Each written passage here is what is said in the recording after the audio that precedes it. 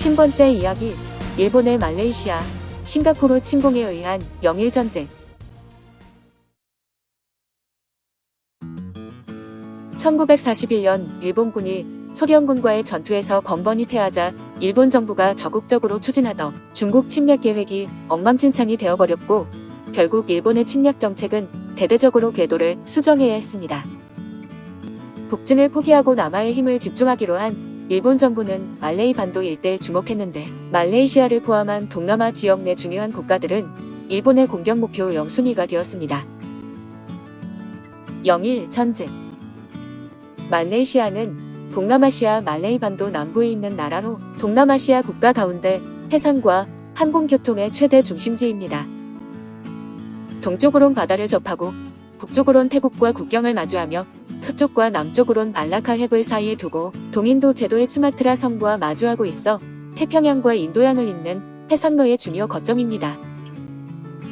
즉, 말레이시아를 장악하여 말라카 해협까지 손에 넣는다면 남쪽으로는 동인도 제도, 북쪽으로는 미얀마에 진출할 발판을 자연스럽게 마련하게 되는 것이었습니다.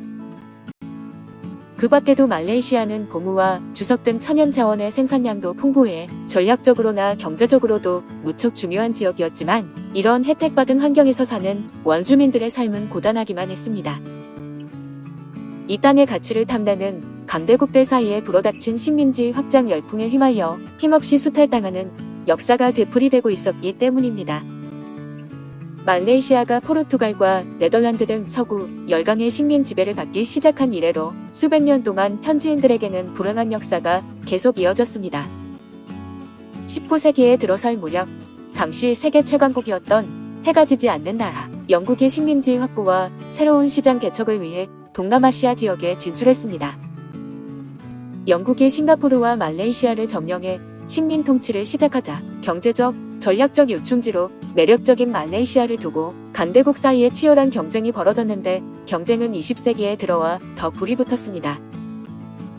한편 1941년 초 일본은 소련과 중국의 강한 저항에 부딪혀 예상보다 긴 시간 동안 전쟁을 치르고 있었던 탓에 북진 전략은 지지부진한 상태가 계속되어 전력만 낭비하고 있었습니다.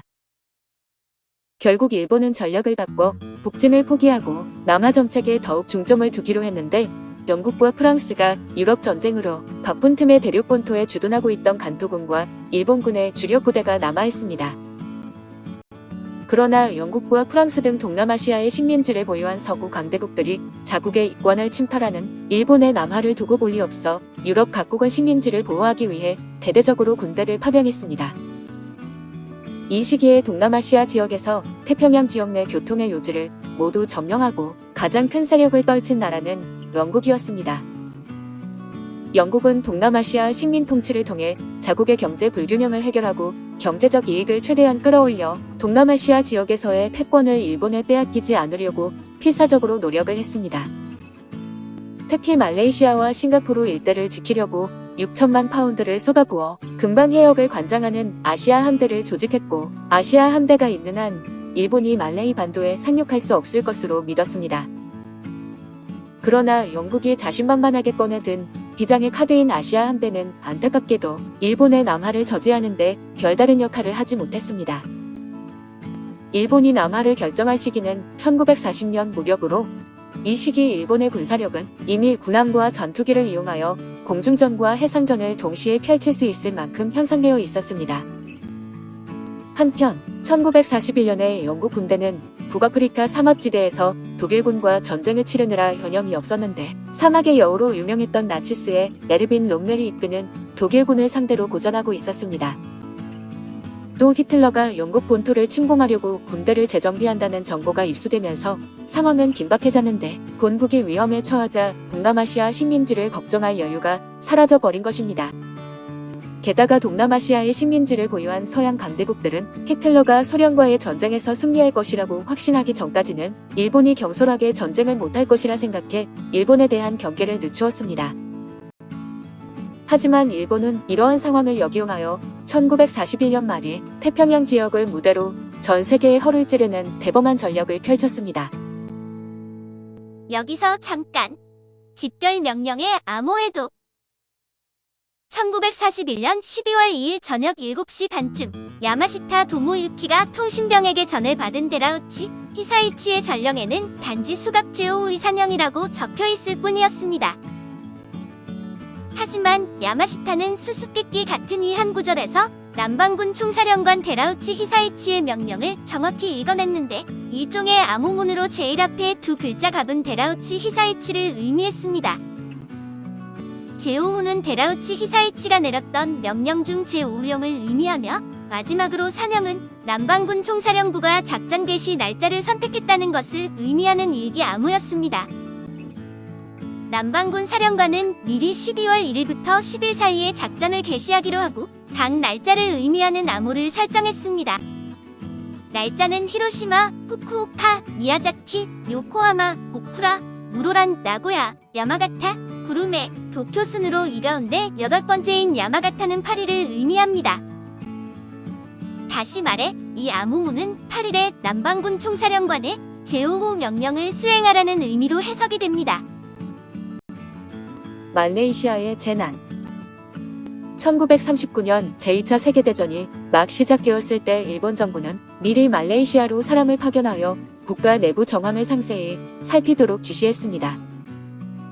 하지만 공식 외교 사절 신분으로 말레이시아에 입국한 인물이 수집할 수 있는 정보의 수준에는 한계가 있었고 정보의 종류도 일본에 필요한 군사 정보와는 거리가 멀었습니다. 이런 상황에서 당시 대동아 공영권이라는 기치를 맹목적으로 숭배하던 스지 마사노부 중저와 그의 동료들이 조국을 위해 일어섰습니다. 그들은 1941년에 일본 민간 항공사의 여객기와 일본 해군의 해안 순찰대 보트를 이용해 말레이 반도 전체에 대한 정탐 활동을 전개했습니다. 일본 정부는 같은 해 10월 스지 마사노부 중저가 제출한 최신 정탐 기록들을 토대로 전쟁 계획을 최종적으로 검토했고 말레이 반도에 불어닥칠 대재난의 서곡이 드디어 막을 올렸습니다. 일본은 동남아시아 지역 침략 계획을 세운 즉시 부대를 편성했는데 부대 편성부터 전쟁 준비에서 말레이시아와 싱가포르 등지에 상륙하기까지 과정을 최대한 빠르고 조용하게 해치우기를 바랬습니다.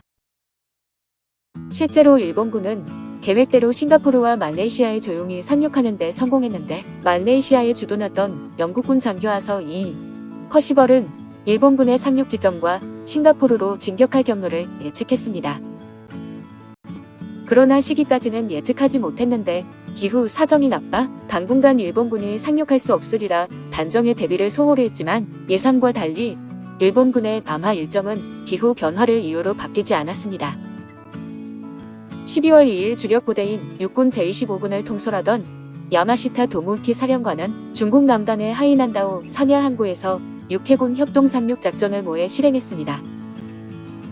이날 저녁 무렵 제25군 소속 통신병 한 명이 긴급 전령을 전하기 위해 야마시타 도모유키의 방으로 뛰어왔는데 남반군 총사령관 데라우치 히사이치의 집결 명령이었습니다. 내용을 확인한 야마시타 도모유키는 군령에 따라 즉시 집결 명령을 하달했고 그들은 작전 지시에 따라 신속하게 움직여 태국 영토와 가까운 인도차이나의 국경선 일대에 집결했습니다. 12월 8일 야마시타 도모유키는 정해진 시간 안에 사전에 약속된 태국 상륙 지점에 무사히 도착했습니다. 그가 이끄는 군대는 태국과 말레이시아의 국경을 신속히 돌파하고 그대로 계속 진격을 해서 말레이시아의 코타바루에도 무사히 상륙했습니다. 하지만 행운은 계속되지 않았는데 코타바루에 상륙한 다음부터 전쟁의 혹독한 대가를 치른 것으로 점령 목표인 코타바루 공군 기지로 향하는 길에는 이미 지뢰가 잔뜩 묻혀 있었습니다. 그러나 일본군 지도부는 최대한 빨리 말레이시아를 점령해야 한다는 전략을 수행하기 위해 지뢰 갇힌 것을 뻔히 알면서도 군사들에게 그대로 행군하도록 지시했습니다. 지뢰를 제거할 만한 별다른 도구가 없는 상황에서 지도부는 앞쪽에서 진격하는 군사들을 희생시켜 길을 뚫기를 고집했고 그 결정으로 수많은 일본 병사가 목숨을 잃었습니다. 8일 오후에는 인도차이나 반도 남부까지 날아든 일본 전투기가 눈코 뜰 새도 없이 폭격을 가하며 엄호해 주어 일본군은 코타바루 공군 기지를 손쉽게 빼앗았습니다. 그런 다음에 일본군은 쉬지 않고 진격해 그날 밤에는 말레이 반도 북부의 다른 비행장까지 습격하여 결국 말레이시아의 제공권을 손에 넣었습니다. 일본이 한창 말레이시아를 침략해 나가던 때 야마시타 도모유키가 지휘하는 제25군은 제공권을 두고 영국군과 싸우는 한편 영국이 자랑하는 강력한 해군인 아시아 함대를 견제하는 임무를 병행했습니다. 마침내 말레이시아 제공권을 손에 넣은 일본은 영국의 아시아 함대에 커다란 타격을 줄 전투를 시작했는데 8일 저녁 해질 무렵 아시아 함대는 일본 함대와 공군의 포화를 못 견디고 결국 패배했습니다. 이 일로 영국은 아주 곤란한 상황에 부딪혔는데 해군, 공군이 모두 일본에 패해 더 이상 구원병을 파견할 여유가 없어졌고 동남아 지역에 주둔 중인 영국군은 연전연패를 기록했습니다. 17일 야마시타 도모유키의 부대는 영국 방어부대의 전투력이 현저히 약화되었다는 사실을 알아내고 전략을 수정해 일본군은 1942년 2월 11일에 싱가포르를 점령하기로 결정을 내렸습니다. 이에 12월 말 명미 양국 정상은 급히 회의를 열었는데 미국 워싱턴 DC에 모인 미국과 영국 대표는 다시 한번 합심해 일본군에 공동 대응한다는 전략 원칙을 세웠습니다.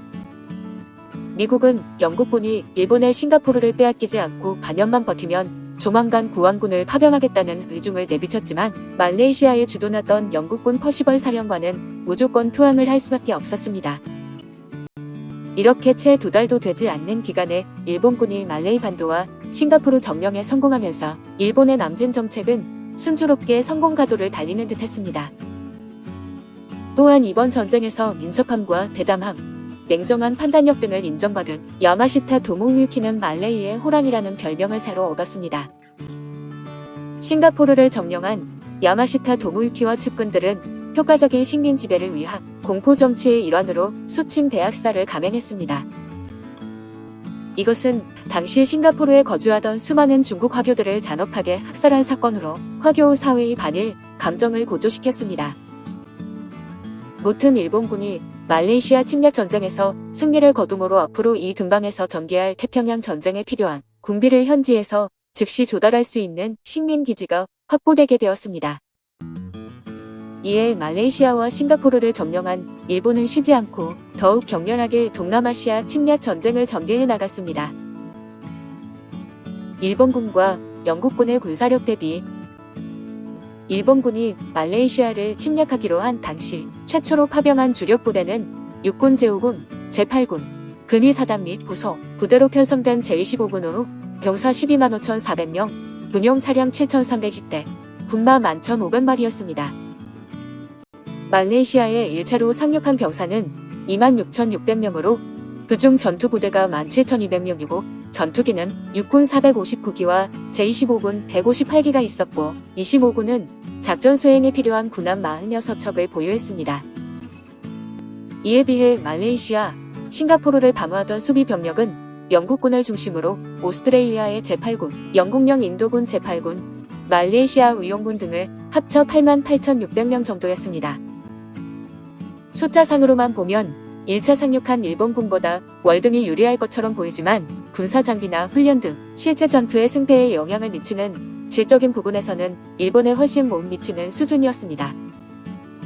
말레이시아와 싱가포르 수비군은 해정의 부대로 밀어붙이는 일본보다 전투력이 많이 뒤떨어졌고 군사 장비도 말레이시아 주둔군과 싱가포르 요새에 있는 부경 10cm 대포 외에는 내세울 것이 없었습니다. 탱크는 한 대도 없고 미국의 90 전투기를 보유했으나 60기에 불과했으며 소형 폭격기가 47기, 어뢰 공격이 가능한 전투기 24기, 허드슨 폭격기 24기, 카타리나 수상기 3기 등 총 158기가 있었습니다. 그리고 군함은 당시 싱가포르의 창의 해군기지에 주둔 중이던 영국 아시아 함대가 보유하고 있던 12척뿐이었습니다.